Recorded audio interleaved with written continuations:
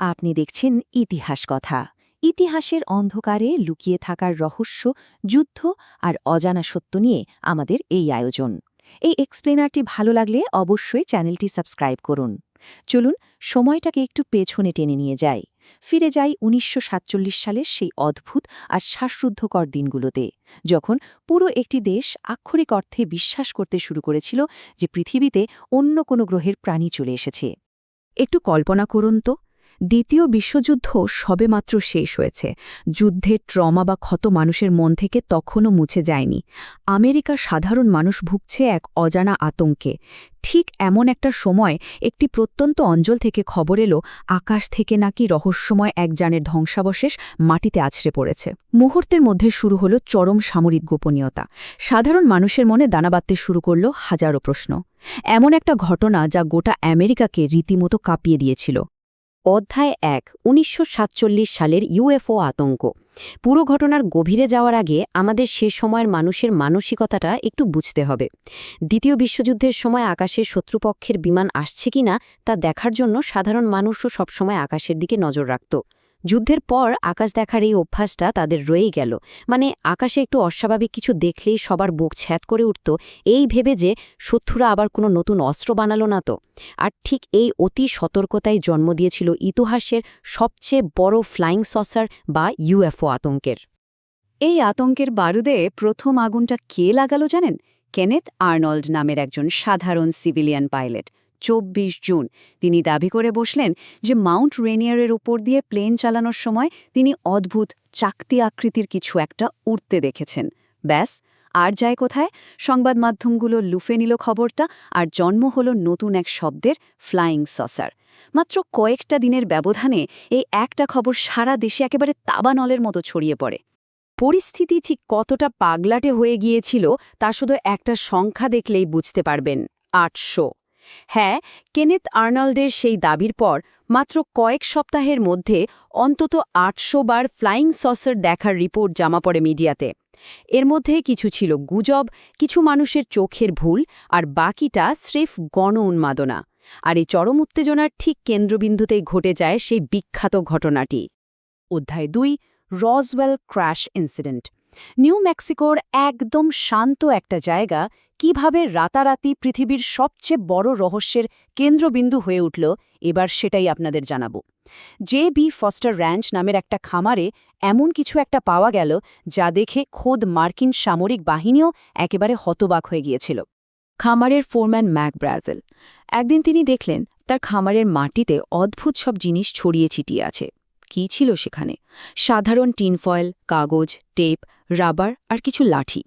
কিন্তু সবচেয়ে অদ্ভুত ছিল কিছু কাঠের টুকরো, যেগুলোর গায়ে বেগুনি রঙের হিজিবিজি কী সব যেন আঁকা। ব্রাজিল আগেও অনেক আবহাওয়া বেলুন খসে পড়তে দেখেছেন, কিন্তু এই ধ্বংসাবশেষগুলো মাটিতে যে বিশাল গর্ত তৈরি করেছিল, সেটা কোনো সাধারণ বেলুনের কাজ হতেই পারে না। এরপর যা ঘটল সেটা যে কোনো হলিউডের সাসপেন্স থ্রিলারকেও হার মানাবে। ব্রাজিল পুলিশকে খবর দিলেন, আর পুলিশ জানালো সেনাবাহিনীকে। তদন্তে এলেন মেজর জেসি মার্সেল। সবচেয়ে বড় বোমাটা ফাটল ৮ জুলাই।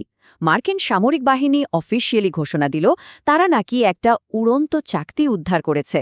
কিন্তু ঠিক ২৪ ঘন্টা পার না হতেই তারা পুরো ভোল পাল্টে ফেলল। বলল, আরে না না, ওটা তো স্রেফ একটা আবহাওয়া বেলুন ছিল।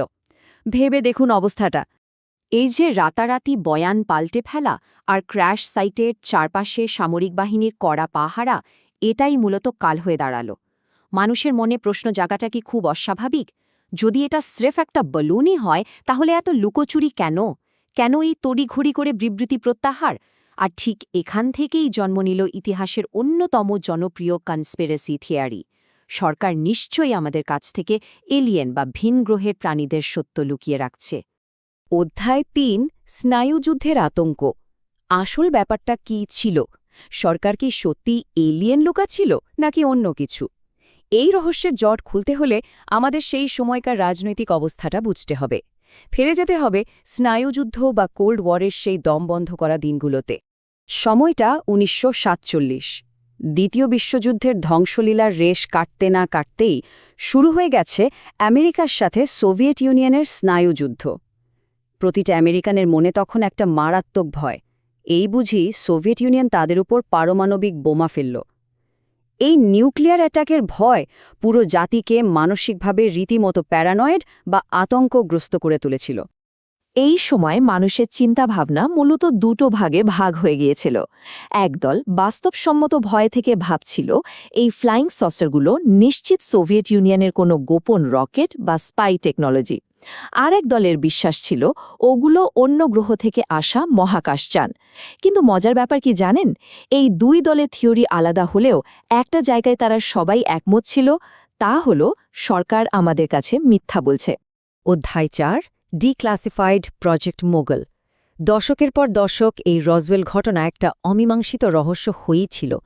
কিন্তু ১৯৯০-এর দশকে এসে যখন মার্কিন বিমানবাহিনীর গোপন নথিপত্র বা ক্লাসিফাইড ডকুমেন্টস জনসাধারণের জন্য উন্মুক্ত করা হলো, তখন বেরিয়ে এলো এক চাঞ্চল্যকর সত্য।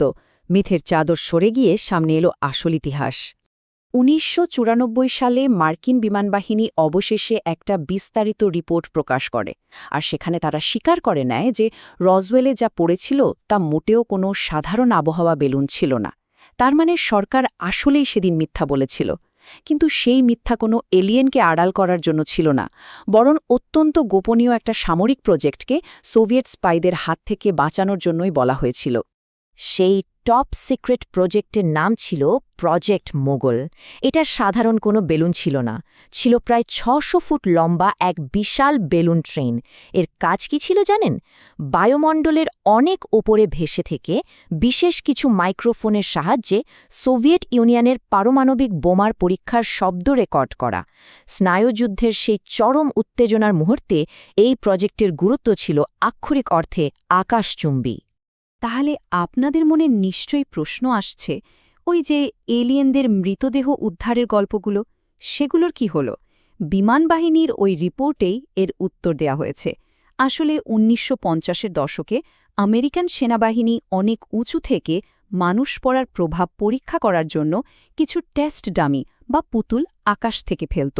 দূর থেকে সেই ডামিগুলো উদ্ধারের দৃশ্য দেখেই রটে যায় যে মিলিটারিরা এলিয়েনের লাশ নিয়ে যাচ্ছে। সময়ের সাথে সাথে আলাদা আলাদা ঘটনা মানুষের স্মৃতিতে মিলেমিশে এই বিশাল গুজবের জন্ম দিয়েছিল। অধ্যায় ৫, আধুনিক অতিকথার জন্ম। রোজওয়েলের এই ঘটনাটা মানুষের মনস্তত্ত্ব বোঝার জন্য দারুণ একটা উদাহরণ। একটা সাধারণ সামরিক দুর্ঘটনা কিভাবে পুরো বিশ্বের কাছে একটা আইকনিক মিথ বা অতিকথায় পরিণত হল, সেটা ভাবলেও অবাক হতে হয়। সমাজবিজ্ঞানীরা একে বলেন মডার্ন মিথ বা আধুনিক অতিকথা।